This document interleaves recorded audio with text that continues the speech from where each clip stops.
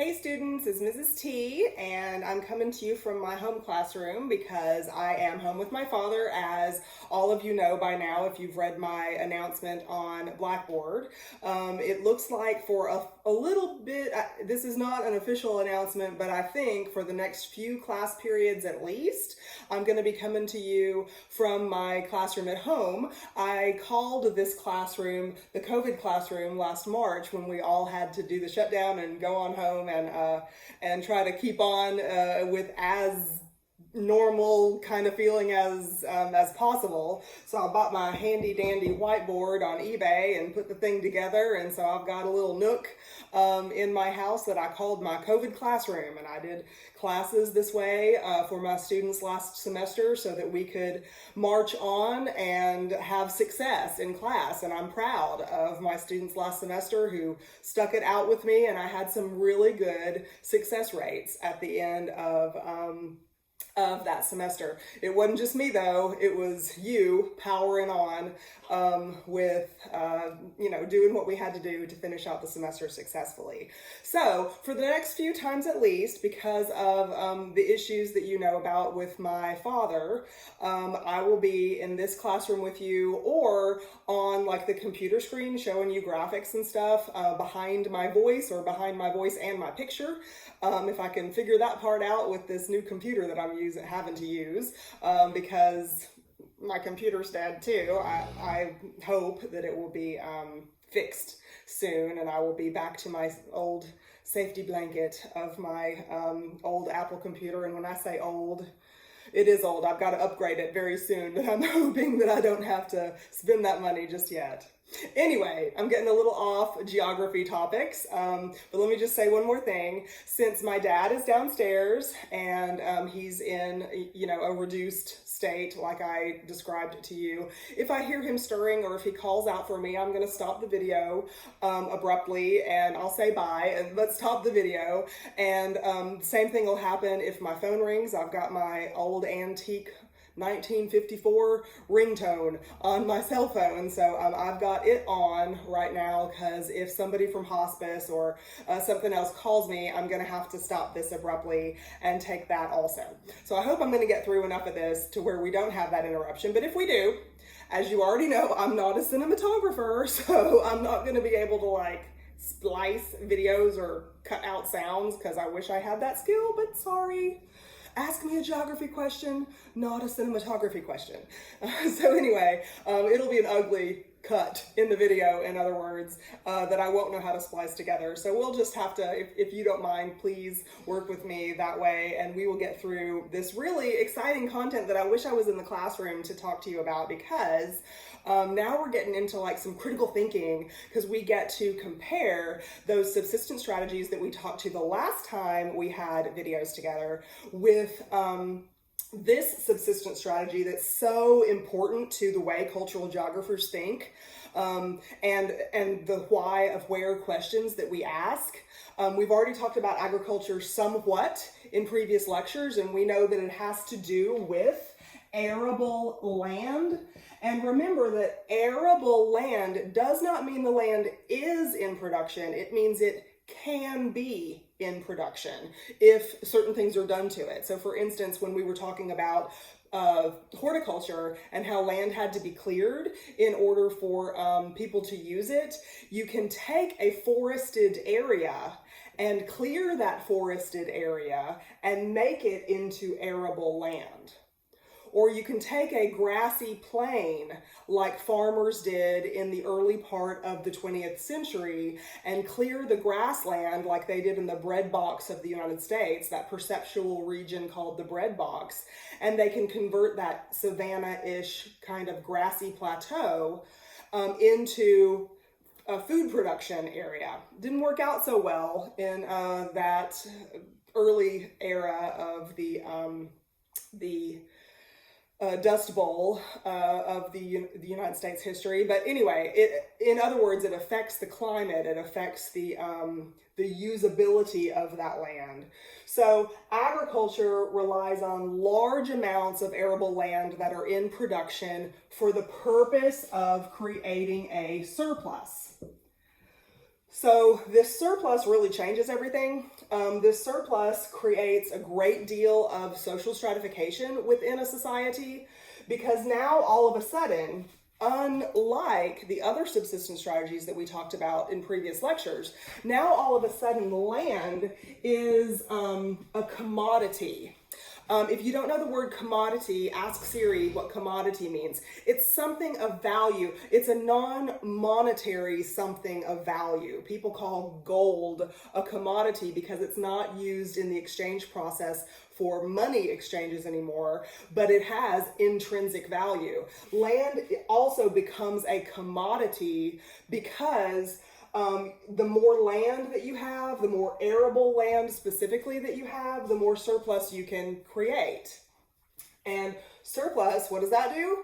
That means that you have more than you and your immediate social group need on a monthly, annual, decade basis. You have more. So surplus means you can start to produce food and sell it with the idea of getting a profit for selling that food. Okay, so agriculture produces large amounts of food, more than the immediate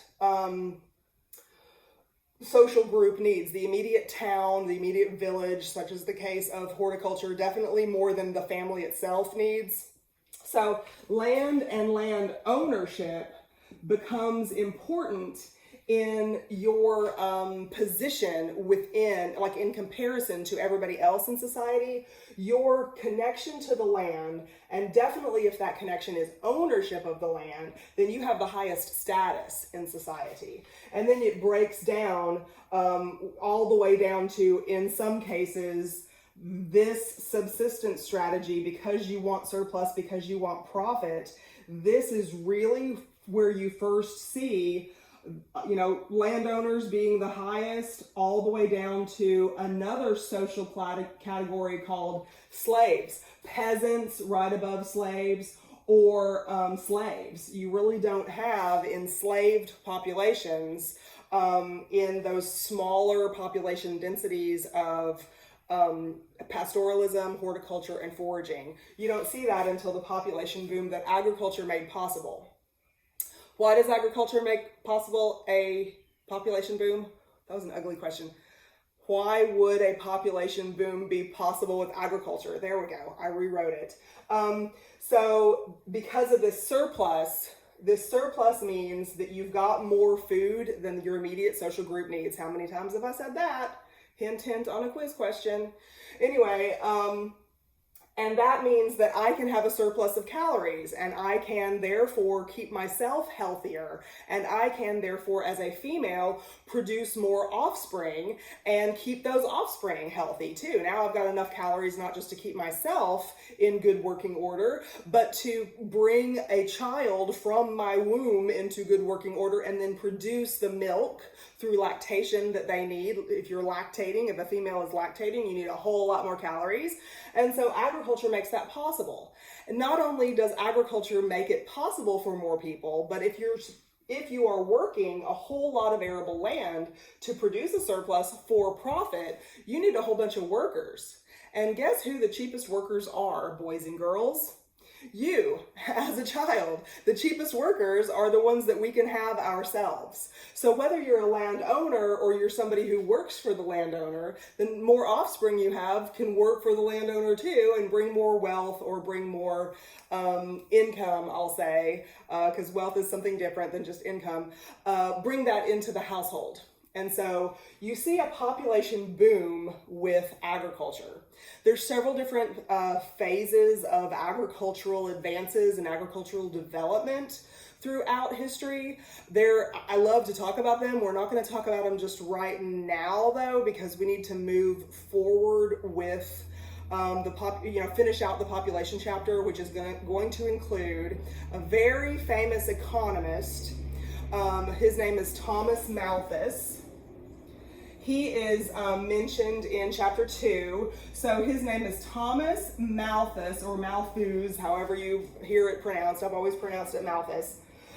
He's a very famous economist who was looking at population. He was a demographer also. I think if you search for him on Google, you will see articles pop up that say, oh, he was a demographer, which is the first word that we talked about in this chapter, and an economist. And he lived during the Industrial Revolution, when the Industrial Revolution was going on. And so what he observed about agriculture was he observed a boom in agriculture while, well, let me put it this way. The Industrial Revolution didn't really immediately produce increased amounts of arable land, increased amounts of surpluses, or increased amounts of profits. What the Industrial Revolution did, it figured out a way, people figured out a way to produce machines. They weren't complex machines, they were simple machines, but people figured out a way to produce machines that an animal could pull behind it, like a horse or a mule or an ox could pull a plow behind that animal through the field and till up the soil, and maybe only needed 1 or 2 people to guide that animal through the field and till up the soil. Whereas before that plow was invented, it took 60, 80 people, usually men in society, to plow that field by hand using hand tools. So if this plow is invented and now I can plow just as much land in a day with 2 people, the plow, and an ox, that 80 people, I used to need 80 people to do that much before the plow was invented. What you see is a whole lot of population because you need children people were having a lot of children to be workers alongside them. And now you've got all these children who used to have this place to go in the fields and work, used to have a reason in life to be born to begin with, more than just, parents want a child. It was a functional reason to have a child. And so this was the habit, this was the culture. There's that phone call I told you I was going to get. And so I'll pick up with this a little bit later. Bye.